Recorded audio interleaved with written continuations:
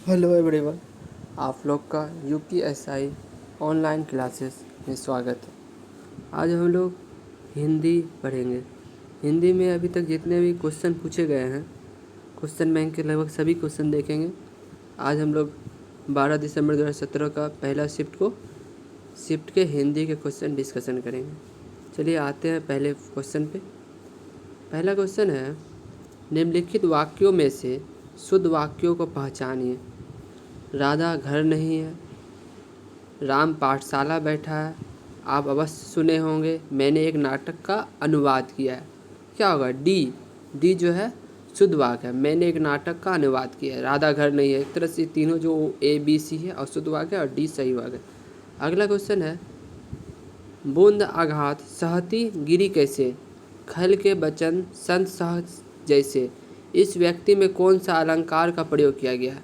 इसमें दृष्टांत अलंकार का प्रयोग किया गया है। अगला, रघुकुल रीति सदा अली आई, प्राण जाए न वचन न जाए। प्रस्तुत पंक्ति में कौन सा अलंकार है? इसमें है अंत्यानुप्रास अलंकार है। अगला क्वेश्चन है, क्रिया के मूल रूप को क्या कहते हैं? क्रिया के मूल रूप को धातु कहते हैं।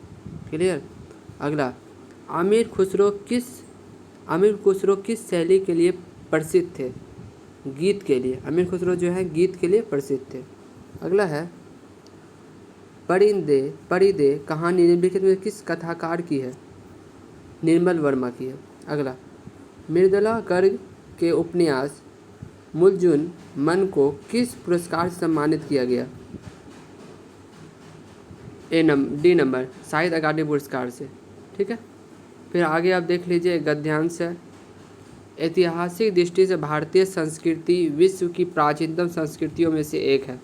भारतीय संस्कृति सत्य शिवम सुंदरम के स्वर्णिम सिद्धांत को अपना धैर्य मानकर विश्व में सदैव अहिंसा, शांति और विश्व बंधुत्व के सिद्धांत का प्रचार करती रही है।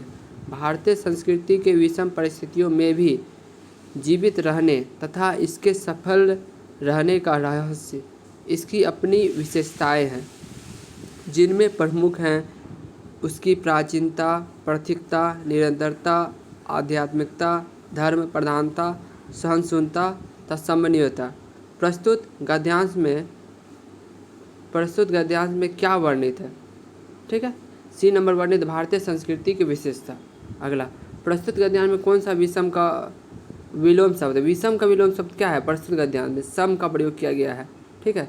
अगला है, सदैव शब्द का संधि विच्छेद। डी नंबर सदा जोड़ सदा प्लस एव। दिए गए विकल्पों में से बिल्ली शब्द का बहुवचन कौन सा है? बिल्लियां हैं। बसंत के मौसम में पीले फूल खिलते हैं। प्रस्तुत वाक्य में विशेषण कौन सा है? पीले है, विशेषण है पीले, जबकि मौसम, फूल और बसंत विशेषण नहीं है। दिए गए विकल्पों में से भुजंग शब्द का समानार्थी क्या है? भुजंग शब्द का समानार्थी क्या है? भुजंग शब्द का समानार्थी है ए नंबर सर्प और नाग। सर्प और नाग जो है सर्प और नाग भुजंग शब्द का समानार्थी है। चलिए अब लोग अब अगला में क्वेश्चन में चलते हैं। 14 नंबर क्वेश्चन।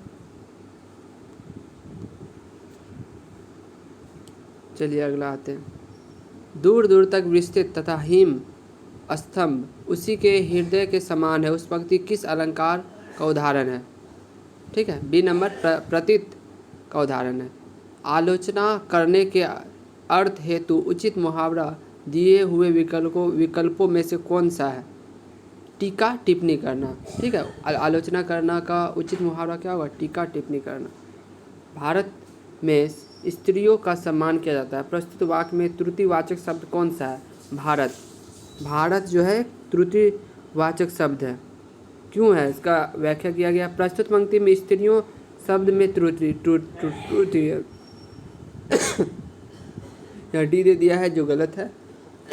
स्त्रियों शब्द में त्रुटि है। अगला, दिए गए विकल्प में तीव्र का विपरीतार्थक शब्द कौन सा है? मंद है। निम्न में से असंगत शब्द का विलोम शब्द का जोड़ा कौन सा है? दो सरसखा। दोनों एक पर्यायवाची शब्द है, ना कि विलोम शब्द है। महादेव वर्मा को उनकी किस कृति का ज्ञानपीठ पुरस्कार मिला? किस कृति के लिए? यामा के लिए मिला 1982 में। निम्नलिखित में कौन सा शब्द है?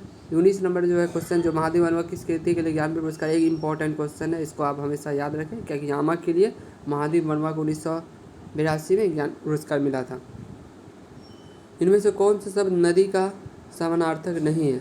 वारी। वारी जो है नदी का समानार्थक शब्द नहीं है, ठीक है, वारी जो है नदी का समानार्थक शब्द नहीं है।